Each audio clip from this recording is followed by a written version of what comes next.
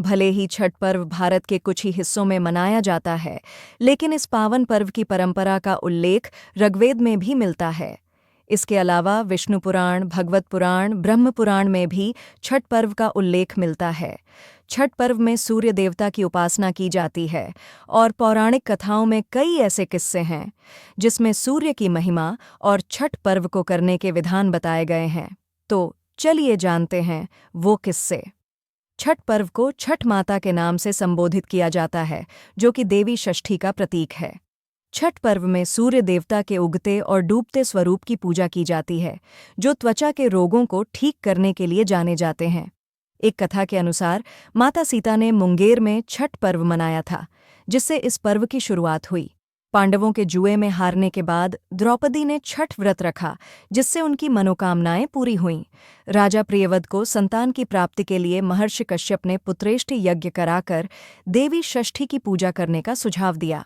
छठ में भले सूर्य देवता की पूजा होती हो, लेकिन छठ पर्व को मैया कहकर संबोधित किया जाता है। ऐसा इसलिए है क्योंकि धार्मिक मान्यताओं के अनुसार षष्ठी देवी को लोक भाषा में छठ माता कहा जाता है, जो आर्षि कश्यप तथा अदिति की मानस पुत्री हैं। इन्हें देवसेना के नाम से भी जाना जाता है। माँ देवसेना भगवान सूर्य की बहन तथा भगवान कार्तिकेय की पत्नी हैं। देवासुर संग्राम में देवताओं की मदद के लिए जब इन्होंने असुरों का संहार किया, तो इन्हें देवसेना कहा गया। देवसेना के बारे में कहा जाता है कि वो नवजात शिशुओं के जन्मकाल से लेकर अगले 6 दिनों तक उनके पास रहकर उनकी रक्षा करती हैं। छठ एक बहुत ही महिमामयी पर्व है और कई पुराणों और वेद में इसका जिक्र मिलता है। इसलिए इससे जुड़ी कई पौराणिक कथाएं हैं। छठ पर्व से जुड़ी पौराणिक कथाएं। एक कथा के अनुसार आर्ष अर्क को स्वयं आकाशवाणी से इस महान पर्व को करने की प्रेरणा मिली थी। वे कुष्ठ रोग से बुरी तरह से पीड़ित थे और पीड़ा के कारण अपना शरीर तक त्यागना चाहते थे। तभी आकाशवाणी हुई और उन्हें इस पर्व की महिमा पता चली। फिर उन्होंने पूरी भक्ति के साथ यह पर्व किया, जिसके बाद वो इस त्वचा रोग से मुक्त हो गए। छठ में सूर्य के दोनों स्वरूप यानी उनके उगते स्वरूप और डूबते स्वरूप की पूजा होती है। सूर्यदेव त्वचा के रोगों को ठीक करने के लिए जाने जाते हैं और छठ पर्व में सूर्यदेव की ही पूजा होती है।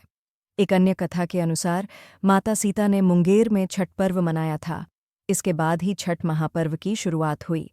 मुंगेर सीता मनपत्थर सीताचरण मंदिर के लिए जाना जाता है, जो मुंगेर में गंगा के बीच में एक शिलाखंड पर स्थित है। एक और कथा के अनुसार प्रथम देवासुर संग्राम में जब असुरों के हाथों देवता हार गए थे, तब देव माता अदिति ने तेजस्वी पुत्र की प्राप्ति के लिए देवारण्य के देव सूर्य मंदिर में छठी मैया अपनी पुत्री की आराधना की थी।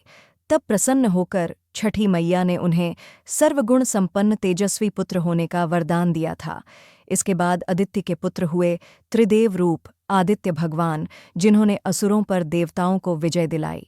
छठ पर्व को लेकर एक और कथा प्रचलित है।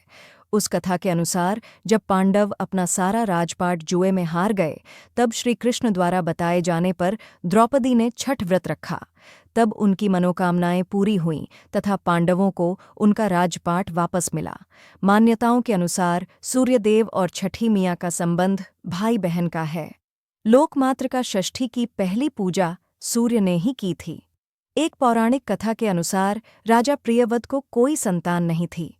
तब महर्षि कश्यप ने पुत्रेष्टि यज्ञ कराकर उनकी पत्नी मालिनी को यज्ञाहुति के लिए बनाई गई खीर दी। इसके प्रभाव से उन्हें पुत्र हुआ, परंतु वह मृत पैदा हुआ। प्रियव्रत पुत्र को लेकर श्मशान गए और पुत्र वियोग में प्राण त्यागने लगे। उसी वक्त देवसेना प्रकट हुई और कहा कि हे राजन, आप मेरी पूजा करें तथा लोगों को भी पूजा के प्रति प्रेरित करें। राजा ने पुत्र इच्छा से देवी षष्ठी का व्रत किया और उन्हें पुत्र रत्न की प्राप्ति हुई।